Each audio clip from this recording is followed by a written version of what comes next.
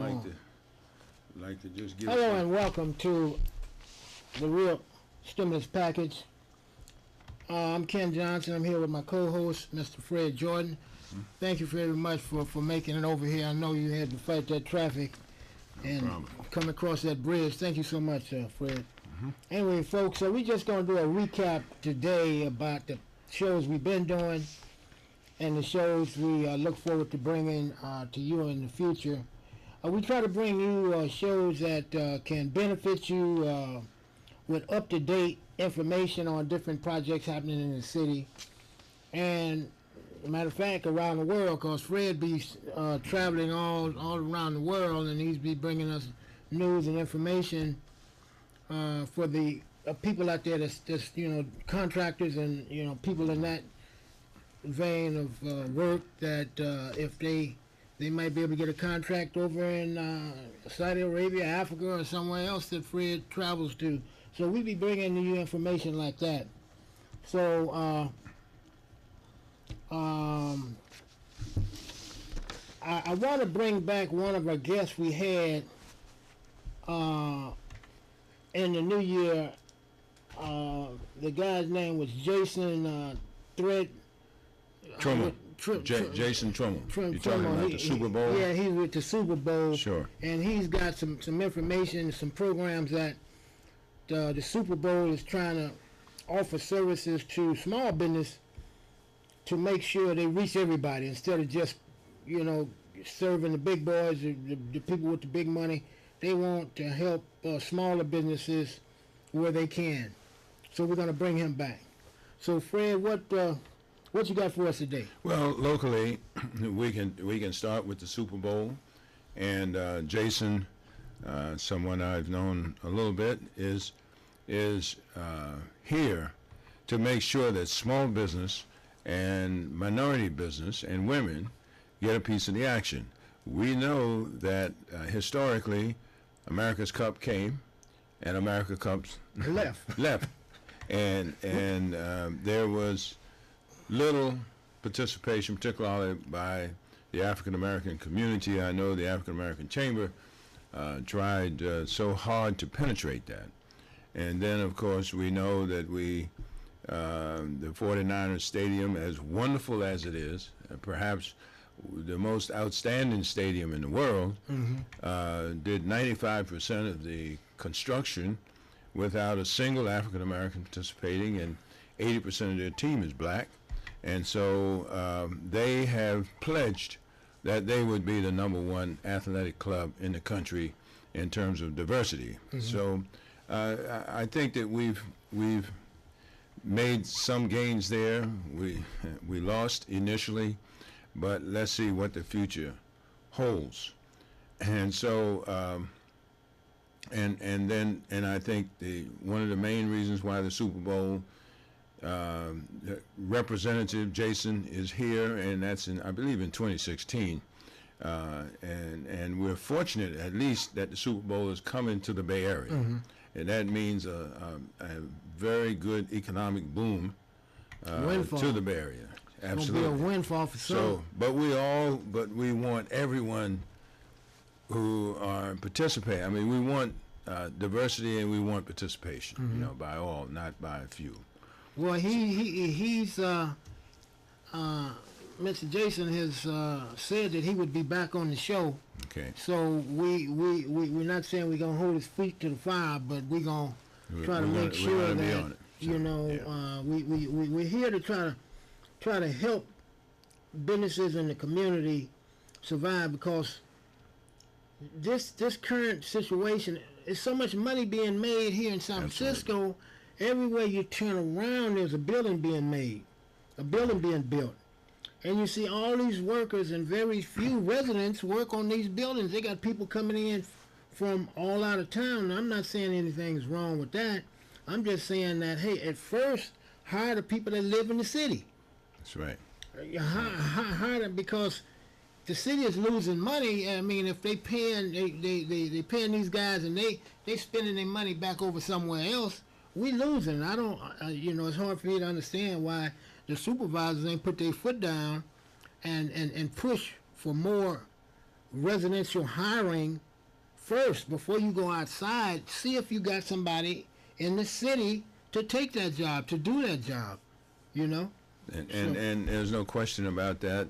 San Francisco is having an unprecedented economic boom. A boom, yeah. But we're the ones who made that happen. I mean, we're the ones who are here, who created, who worked in this city, and we shouldn't have big firms come in from New York and take the work back there. I mean, there are very few firms that are local, you know, that participate in this city. And the buildings, as you say, the Planning Commission, the Board of Supervisors should have something that says local residents will participate, local businesses will participate, and it can be private, but the fact is that the city cuts deals with these companies coming in. I mean, we're going to have this 100-story building. Where do you think the land came from?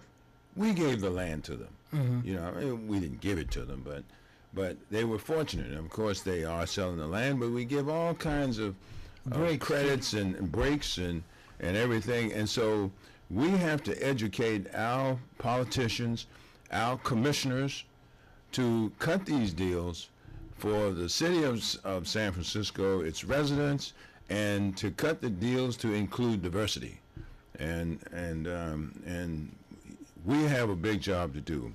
We also had the so-called hospitality, where the African American Chamber threatened to boycott this city if they didn't have more diversity, and that rang true to a whole lot of people, because this city doesn't want to be known throughout the country as a city that has a racial problem and racial discrimination.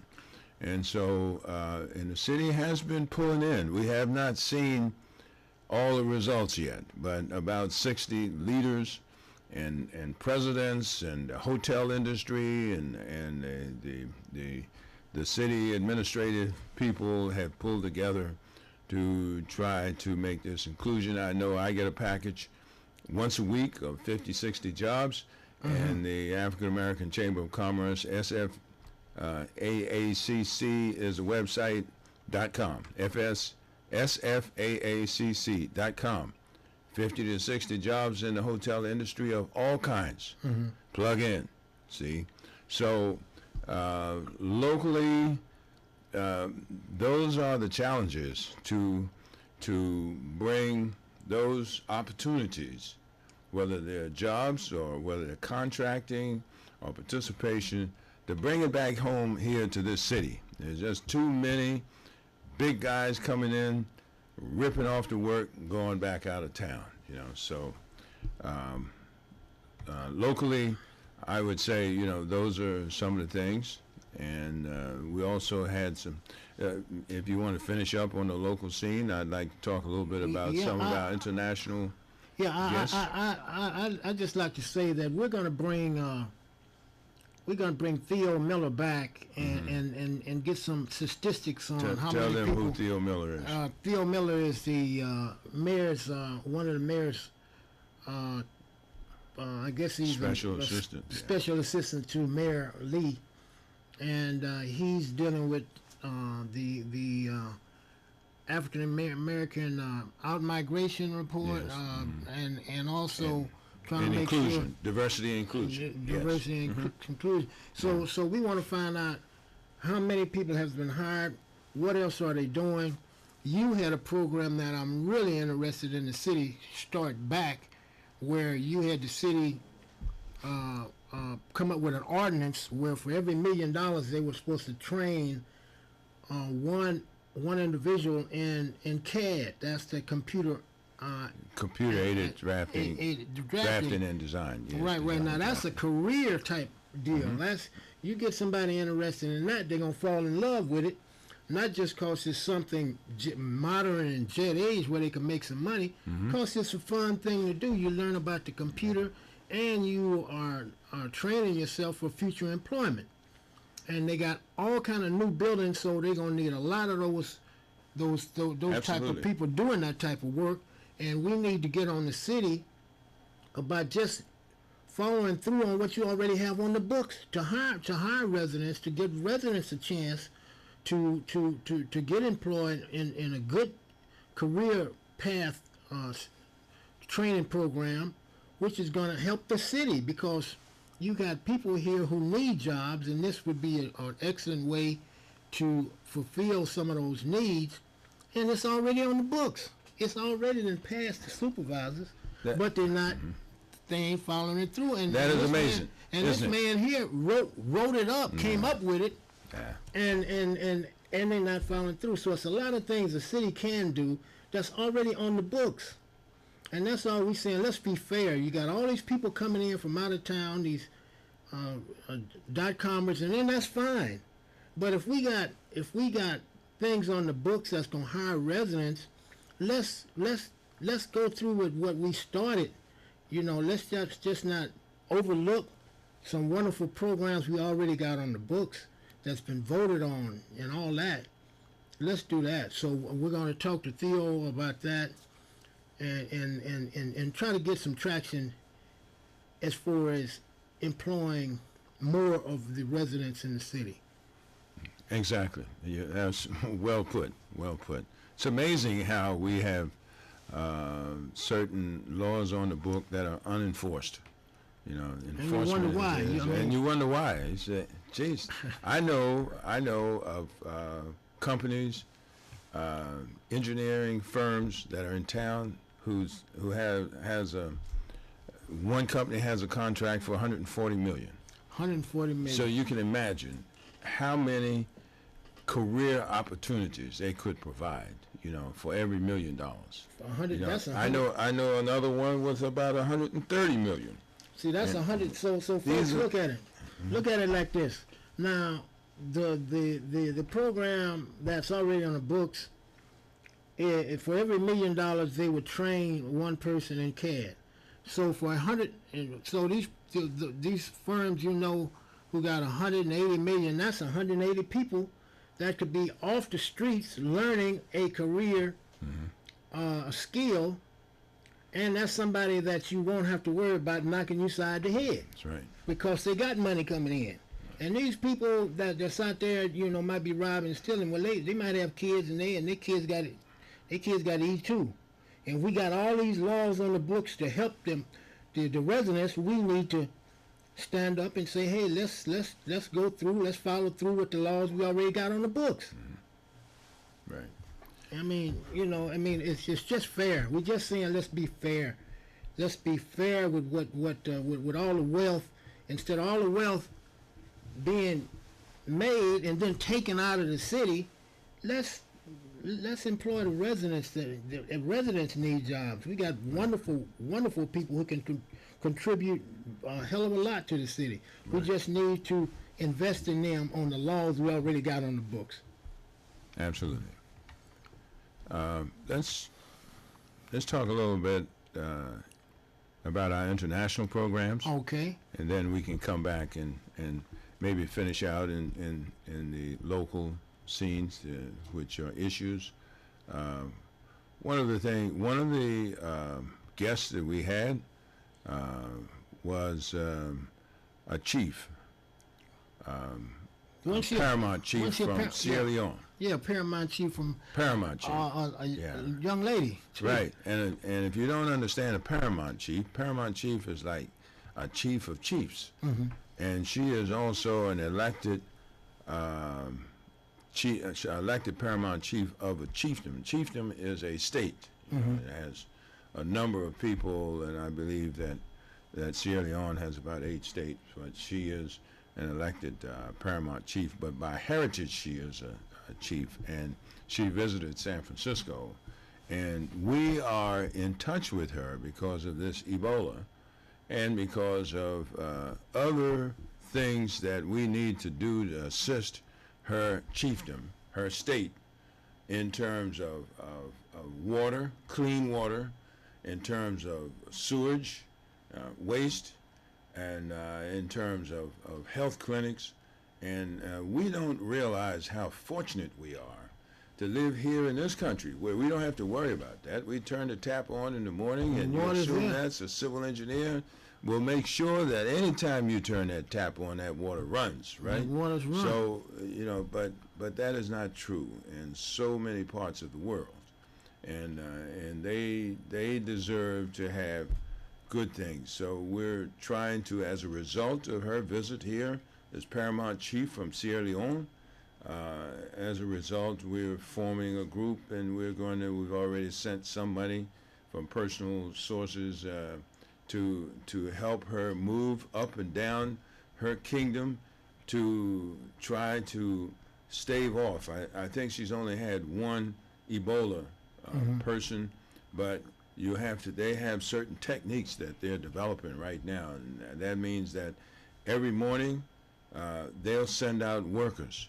And those workers will knock on the door, in the community. It's like a community watch. And they'll knock on the door of everyone in that community, in the village, and say, how are you doing? You feel sick today? And whatever. And if someone says, oh, I have a headache and I'm kind of throwing up, then say, well, come on down here. We'll do that. Now, the thing is that you have Doctors Without Borders there, and you have the Red Cross and whatever. But they cannot penetrate the communities. They can't go down and do that kind of thing. I think the United States had some kind of a program there, and the people thought that the United States was poisoning them or something. I brought them. So they have a mistrust, but I like the fact that we on this program made contact with a very important person in Sierra Leone, a Paramount Chief, who can spread the word among other Paramount Chief. And if we can get the kind of support for her, then, for her chiefdom and for the other chiefdoms to penetrate and to bring in all of these things. For instance, I got a note yesterday that the clinic hardly has lighting for them to not only operate but to treat the patients. And so, I've suggested, or they're now trying to install some solar panels. Oh, that's wonderful. And to do something, with that. And so much has to do with education, that if you're dumping sewage or waste upstream, it comes right back down. And some of the people, they don't have any alternative but to go out there and drink out of that stream or whatever. So even though Ebola is something that is fearful and strike fear to the heart of everybody, we may have one Ebola victim for every 100 who die due to the lack of sanitation and whatever. And we in this great country, today is, I believe, Giving Tuesday. Tuesday. We need to think. And if you want to contact the Red Cross and designate your gift to the Red Cross, or if you want to contact the San Francisco Foundation here in San Francisco, who is our contact, and designate your gift for that, then we will be in touch with Ruben and Fred Blackwell, who's the director over there, to channel this to those areas that are indigenous, that they can walk out and reach and have the confidence, and stop the people from hugging the bodies and when someone think that they have Ebola, they run. They run into the forest or the jungle or whatever it is, and they run off. So you never know if that person is. So you have to quarantine. So right now the chief, I think she said she has 2 people quarantined for that. But there's so much to be done, and I think if we will come back. So we're just updating, and the fact that we've had these programs, and we want to follow through. We just don't want to come and present it, but we want to follow through and give some results. We had a program on Tanzania, and we've been in touch.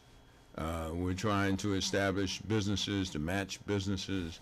We have a wine distributor over here to be in touch with a winemaker in Tanzania. Wouldn't that be wonderful to have some wine from Tanzania. I think over the holidays I was drinking honey wine Is that right? from Ethiopia. Is that You know, right? and people. Right on, get on. There's I think Edat.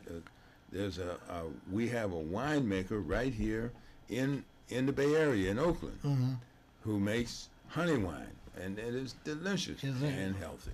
You know, so but there are certain businesses that we're trying to stay in contact, and by presenting it on this program, that we can alert other people that over in East Africa, there's a wonderful country of 48 million people who and love America. It's amazing. Anywhere you go in Africa, they love Americans. They love them because we're Americans. We're not colonialists.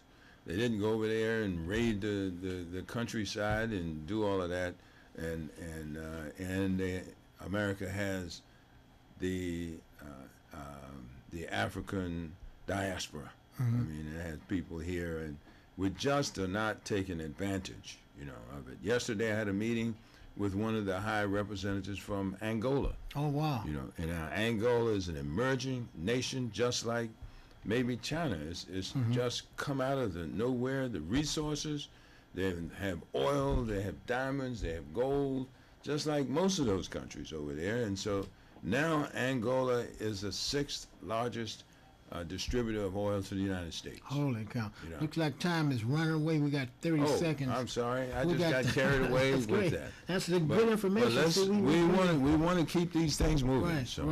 right. So folks, what we I'm fortunate to be operating a theater in the new edition, and we're going to be start doing some of those things there, and maybe we could serve that wine. So those of you who want to try it out, we could do some fundraisers there for the chiefdom, boat chiefdom. Anyway, thanks for watching, and goodbye. I think we ran out of